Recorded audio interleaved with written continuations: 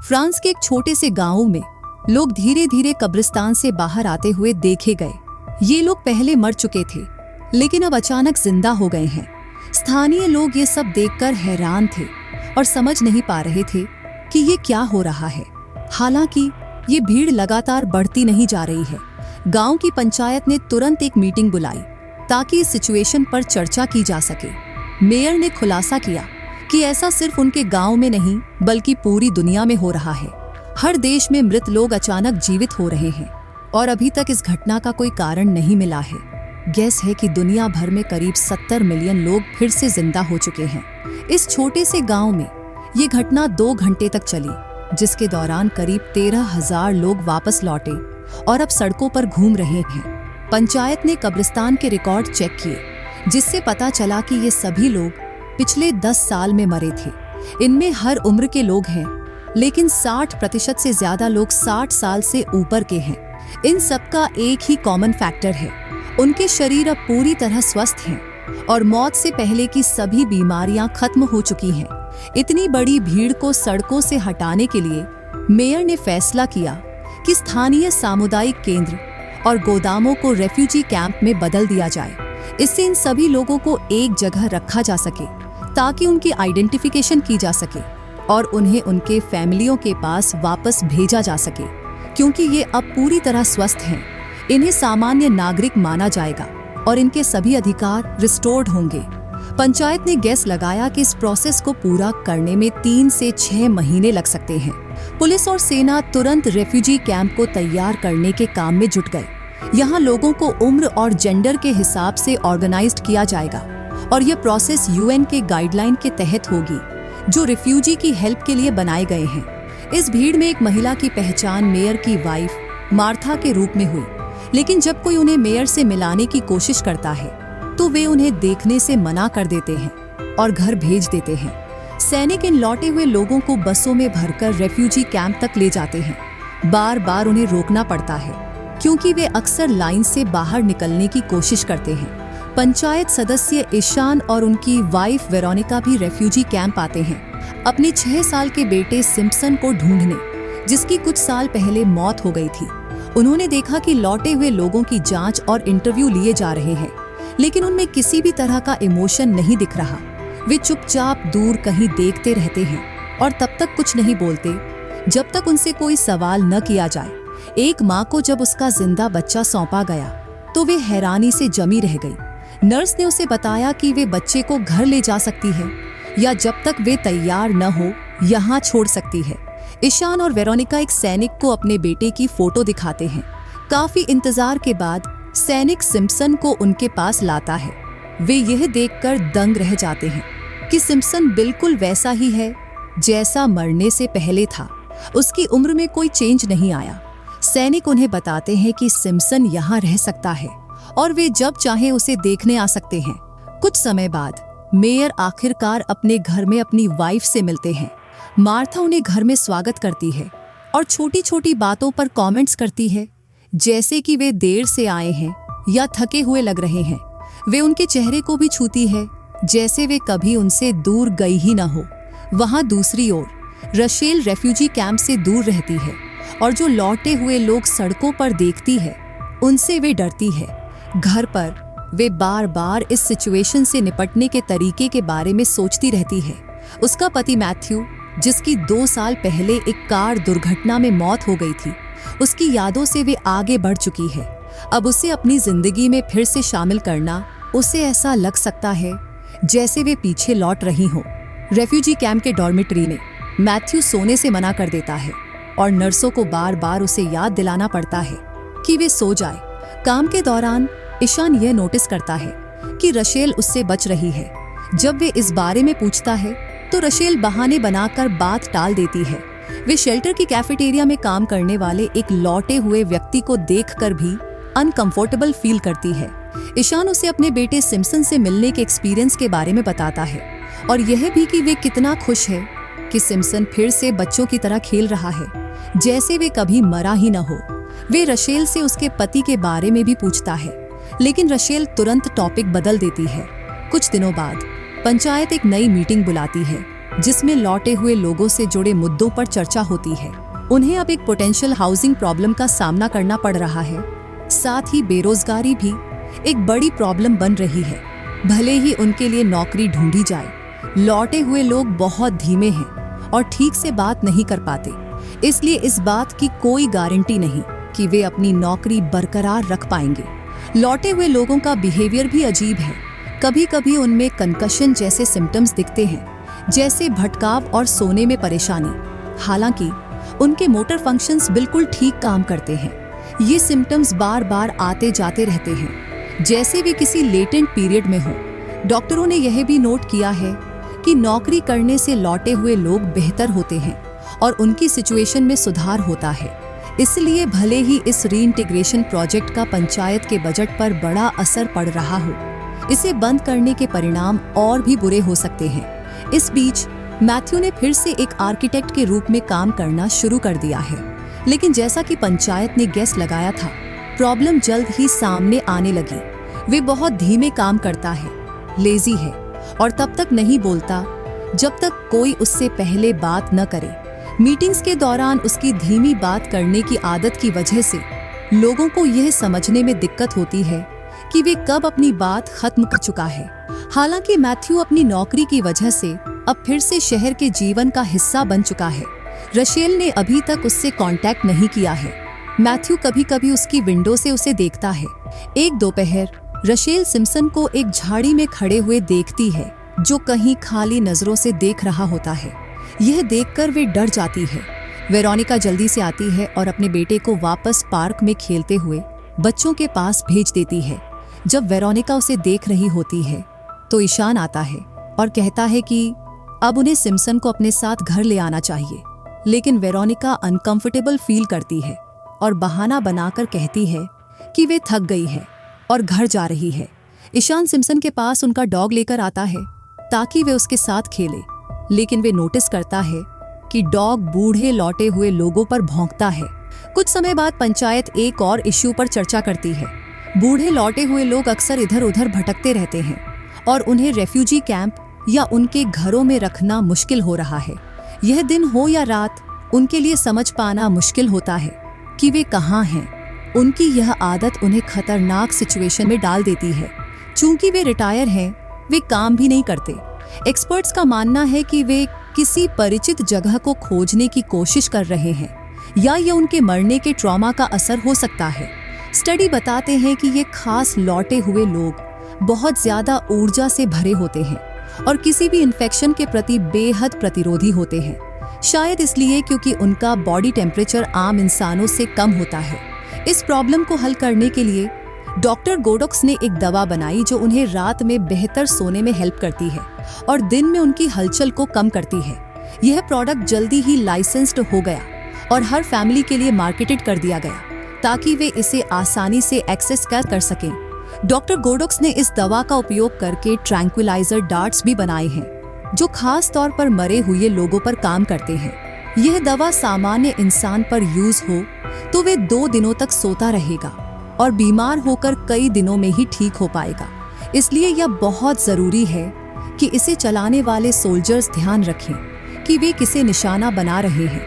एक रात जब गोडोक्स मरे हुए लोगों की निगरानी कर रहे थे तो एक सैनिक ने बताया कि उनमें से कुछ केवल सोने का नाटक कर रहे हैं। तभी गोडोक्स ने देखा कि मैथ्यू तैयार होकर फैसिलिटी से बाहर जा रहा है। सैनिक ने समझाया कि मैथ्यू ऐसा हर रात करता है और वे बस काम पर जा रहा है। यह अजीब लगने पर गोडोक्स ने फैसला किया कि वे मैथ्यू का पीछा करेंगे।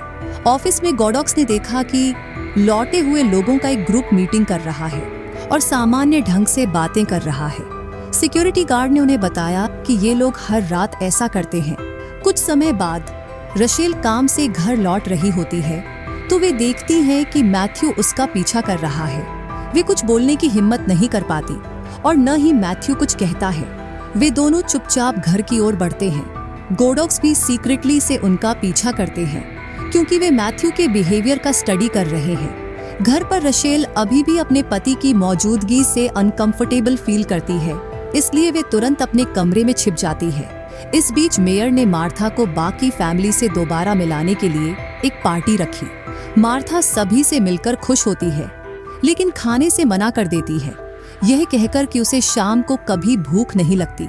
अचानक वे ऐसा बिहेवियर करती है जैसे उसने कुछ सुना हो और बगीचे की ओर चल पड़ती है। उसकी देखभाल करने वाले ने खुलासा किया कि वे पूरा दिन बिना किसी पर्पस के यार्ड में घूमती रहती है। मेयर उसके पीछे जाते हैं और उसे वापस लाने की कोशिश करते हैं, लेकिन वे उनकी बातों को अनदेखा कर देती है और चलती रहती है। वे केवल अपनी पोती से मिलने के लिए रुकती है। उस रात रशेल आखिरकार मैथ्यू के पास जाती है और दोनों बात करते हैं। धीरे धीरे रशेल हिम्मत जुटाती है और उसे चूम लेती है। इसके बाद वे दोनों लिविंग रूम में इंटीमेट हो जाते हैं, यह जाने बिना कि गोडॉक्स उन्हें विंडो से देख रहा है। अगली मीटिंग में पंचायत मरे हुए लोगों के शरीर के कम बॉडी टेम्परेचर पर चर्चा करती है, जिसकी वजह से वे थर्मल कैमरास पर सफेद और डरावने आकृतियों की तरह दिखते हैं। मरे हुए लोगों की रात की एक्टिविटीज के बारे में अधिक जानने के लिए वे थर्मल कैमरास को गुब्बारों पर लगाकर उन्हें फॉलो करने का फैसला करते हैं। पहली रिपोर्ट में यह सामने आता है कि लौटे हुए लोग उम्र और जेंडर की परवाह किए बिना औसतन 9 मील रोज चलते हैं। हालांकि बूढ़े लोग स्लो होते हैं, लेकिन जब तक वे पूरी दूरी तय नहीं कर लेते वे रुकते नहीं। कैमरास ने यह भी वेरीफाई की कि शहर भर में रात में मीटिंग्स हो रही हैं, लेकिन अभी तक किसी भी पैटर्न को समझा नहीं जा सका है। ये सब समझाया जा रहा होता है, तभी मेयर नोटिस करते हैं कि रशेल कमरे से बाहर चली गई है। जैसे जैसे दिन बीतते हैं, बूढ़े लौटे हुए लोग लगातार भटकते रहते हैं। रशेल अब मैथ्यू के साथ काफी कंफर्टेबल फील करने लगी है और उसे अपनी जिंदगी में वापस पाकर खुश है। वे सोचती है कि अब उसे पंचायत की मीटिंग्स में जाना बंद कर देना चाहिए, क्योंकि जिस तरीके से वे मरे हुए लोगों के बारे में बात करते हैं वे उसे परेशान करता है। अब जब गर्मी का मौसम आ गया है, मैथ्यू को गर्मी से नफरत है और वे हमेशा तैरने के लिए उत्सुक रहता है। वहाँ वेरोनिका अपने बेटे को बाहर खेलते हुए देख रही होती है, लेकिन ऐसा लगता है कि वे उसके फिर से उनके साथ रहने से खुश नहीं हैं। अचानक एक बूढ़ा आता है और सिम्पसन के गेम की चाल बहुत तेज कर देता है, जिससे ईशान जल्दी से उसे रोकने दौड़ता है। जब वे अपनी वाइफ को देखता है तो वे जल्दी जल्दी अंदर लौट रही होती है। एक रात रशेल को एक अजीब आवाज सुनाई देती है और वे बिस्तर छोड़कर यह पता करने जाती है कि क्या हो रहा है। वे गोडॉक्स को बाहर खड़ा पाती है, जो दावा करता है कि वे बस उसकी हेल्प करना चाहता है ताकि वे इस सिचुएशन से निपट सके। गोडॉक्स कहता है कि उसे पता है रशेल कैसा फील कर रही है। वे पूछता है कि क्या रशेल को पता है कि मैथ्यू हर रात ऑफिस जाने के लिए बाहर निकलता है, लेकिन रशेल कहती है कि उसका पति सिर्फ सोने में दिक्कत फील करता है और वे ठीक है। गोडॉक्स को बाहर निकालने के बाद रशेल अपने कमरे में लौटती है और मैथ्यू को जागा हुआ पाती है। मैथ्यू पूछता है कि क्या वे किसी से बात कर रही थी, लेकिन रशेल मना कर देती है। कुछ समय बाद ऑफिस में मैथ्यू का बॉस नोटिस करता है कि उसकी रिपोर्ट समझ से बाहर है और वे उसे समझाने की कोशिश करता है कि इसमें क्या गलत है, लेकिन मैथ्यू उसे समझ नहीं पाता। इससे उसे फैक्ट्री एरिया में ट्रांसफर कर दिया जाता है, जहां सभी मरे हुए लोग काम करते हैं। अगली काउंसिल मीटिंग में डॉक्टर एक बड़ा अपडेट लाते हैं। वे बताते हैं कि मरे हुए लोगों का ये अर्ध सामान्य बिहेवियर प्राकृतिक नहीं है। वे बस वहां नकल कर रहे हैं जो सामान्य इंसान करते हैं और अपने पिछले जीवन से याद की गई चीजें दोहरा रहे हैं।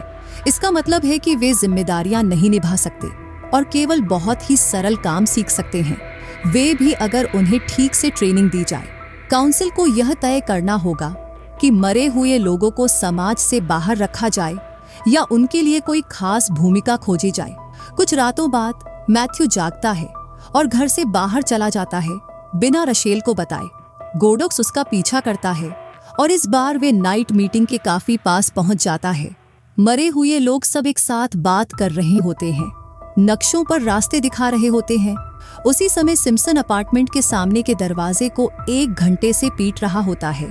बाहर जाने के लिए बेताब वेरोनिका उसे किसी तरह खींचकर वापस लाती है और ईशान से कहती है कि उन्हें गवर्नमेंट के स्पेशल एजुकेशन प्रोग्राम पर विचार करना चाहिए, क्योंकि उसे लगता है कि सिम्पसन सामान्य बच्चों को डराता है, लेकिन ईशान काउंसिल पर भरोसा नहीं करता। जब वेरोनिका सिम्पसन को एक और सेडेटिव देने की कोशिश करती है तो सिम्पसन गुस्से में अपना सिर घुमाता रहता है और ईशान गुस्से में वेरोनिका को रोक देता है। गुस्से में वेरोनिका कहती है कि उनका बेटा केवल उनसे दूर जाना चाहता है और ऐसा लगता है कि वे कभी सच में वापस आया ही नहीं। उधर मार्था एक कुर्सी उठाकर गार्डन में जाती है और उसे बाड़े के ऊपर चढ़ने के लिए यूज करने की कोशिश करती है, लेकिन मेयर उसे समय रहते रोक लेते हैं। अगले दिन मेयर अपनी सिचुएशन रशेल के साथ साझा करते हैं। वे चिंता जताते हैं कि एक दिन सुबह वे उठेंगे और मार्था गायब हो जाएगी। वे मानते हैं कि उन्होंने मार्था को पिछले रात बेडरूम में बंद कर दिया था और अब वे उनसे डराने लगी हैं। रशेल बात करने से इनकार कर देती है और जब मेयर मैथ्यू के बारे में पूछते हैं तो वे वहां से चली जाती है। उसी समय ऑफिस में मैथ्यू को अपने मरने के दिन के फ्लैशबैक आने लगते हैं। वे याद करता है कि उसने रशेल के साथ झगड़े के बाद कार लेकर घर छोड़ दिया था। आखिरकार रशेल गोडॉक्स से मिलने जाती है, जो उसे मैथ्यू के पहले इंटरव्यू का वीडियो दिखाता है। मैथ्यू बाकी मरे हुए लोगों से ज्यादा तेज लग रहा था और उसने अपने पिछले जीवन के सवालों का सही जवाब दिया था, लेकिन वे स्पॉन्टेनियस स्पीच में असफल रहा और यह भी नहीं समझ सका कि वे 2 साल से गायब था। रशेल यह जानना चाहती है कि वे अपने पति की कैसे हेल्प कर सकती हैं, लेकिन गोडॉक्स उससे कहता है कि उसे यह सच स्वीकार करना होगा कि मैथ्यू कभी सामान्य नहीं हो पाएगा। अपसेट और निराश रशेल वेया से चली जाती है। जब वे घर पहुंचती है तो पाती है कि मैथ्यू गायब है। ईशान के घर पर सिम्पसन खिड़की से बाहर देख रहा होता है, जहां पिछवाड़े में एक बूढ़ा आदमी खड़ा होता है। उसी समय मेयर की नींद खुलती है जब वे मार्था को बिस्तर से उठते हुए सुनते हैं, लेकिन मार्था उन्हें वापस सोने के लिए मना लेती है और खुद घर से बाहर निकल जाती है। कुछ देर बाद पार्क में एक सिक्योरिटी गार्ड मरे हुए लोगों की भीड़ को नोटिस करता है और उन्हें घर भेजने की कोशिश करता है, लेकिन वे उसे अनदेखा कर देते हैं। अचानक गार्ड के पीछे कुछ फटता है। जल्द ही पूरे शहर में विस्फोट होने लगते हैं, जिससे खतरनाक आग लग जाती है। इसी दौरान सभी मरे हुए लोग अपने घर छोड़कर एक सुरंग में इकट्ठा होने लगते हैं। यह वहां योजना थी जिसे उन्होंने अपनी मीटिंग्स में पहले ही तय कर लिया था। मैथ्यू मरे हुए लोगों को सुरंग में जाते हुए देखता है, लेकिन वे वापस लौटने का फैसला करता है। उसी समय मेयर को आखिरकार पता चलता है कि उनकी वाइफ गायब है। वे उसे ढूंढने के लिए अपनी कार लेकर निकलते हैं। वे मार्था को अन्य मरे हुए लोगों के साथ जाते हुए पाते हैं और तुरंत उसे गाड़ी में खींच लेते हैं, लेकिन बाकी मरे हुए लोग गाड़ी को घेर लेते हैं ताकि वे वहां से न जा सकें। मार्था उनसे पूछती है, क्या आप थक गए हैं? क्या आप हमारे साथ चलना चाहते हैं? वे सलाह देती है कि वे सब कुछ छोड़ दें। एक पल में ही मेयर की मौत हो जाती है और वे भी एक मरे हुए लोग बन जाते हैं। इस तरह वे और मार्था भी बाकी मरे हुए लोगों के साथ सुरंग में छिपने के लिए शामिल हो जाते हैं। कुछ घंटों बाद खबरों में अनाउंस किया जाता है कि इन विस्फोटों में कोई घायल नहीं हुआ और अब पूरे देश में कर्फ्यू लागू कर दिया गया है। किसी को नहीं पता कि मरे हुए लोग कहाँ चले गए हैं और लोगों से कहा जाता है कि उन्हें ढूंढने की कोशिश न करें। सिम्पसन अभी भी बाहर जाना चाहता है और वेरोनिका सोचती है कि उन्हें उसे जाने देना चाहिए, लेकिन ईशान मना कर देता है। हताश होकर सिम्पसन आखिरकार कूद जाता है। ईशान अपने बेटे को जमीन पर पड़ा देखकर रोने लगता है, यह सोचकर कि वे फिर से मर गया है। लेकिन सिम्पसन ठीक है और बाकी मरे हुए लोगों के साथ जुड़ने के लिए चला जाता है। डिटर्मिन्ड होकर सेना विशेष रसायनों से भरे ग्रेनेड्स तैयार करती है, जो मरे हुए लोगों को एक इरिवर्सिबल कोमा में डाल सकते हैं। जल्द ही उन्हें मरे हुए लोगों का एक ग्रुप सुरंग तक पहुंचने की कोशिश करते हुए मिलता है और वे उन्हें गैस से बेहोश करने लगते हैं। सिम्पसन भी बेहोश हो जाता है। उसी दौरान मैथ्यू घर लौटता है और रशेल को बताता है कि लड़ाई के अगले दिन वे जल्दी काम से निकला था ताकि उससे बात कर सके और माफी मांग सके। लेकिन जब वे घर पहुंचा तो रशेल वहां नहीं थी। वे उसे ढूंढने के लिए निकल पड़ा और इतनी तेज गाड़ी चलाने लगा कि वे एक दुर्घटना में मारा गया। गिल्ट से भरकर रशेल टूट जाती है। इस पल को गोडॉक्स बीच में रोक देता है, जो अपार्टमेंट में घुस आता है। मैथ्यू उसे सुन लेता है और दोनों खिड़की से भाग जाते हैं। दूर से गैस विस्फोटों की आवाज सुनते हुए रशेल मैथ्यू का पीछा करती है, जो उसे एक सुरंग में ले जाता है। कुछ देर भटकने के बाद वे रोती है और मैथ्यू को आखिरी बार अलविदा कहते हुए चूमती है। मैथ्यू चला जाता है और रशेल को अकेले घर लौटना पड़ता है। रास्ते में रशेल देखती है कि सैनिक बेहोश मरे हुए लोगों को वापस कब्रिस्तान ले जा रहे हैं। हर बॉडी को उनकी संबंधित कब्र के ऊपर रखा जाता है और धीरे धीरे वे गायब हो जाते हैं।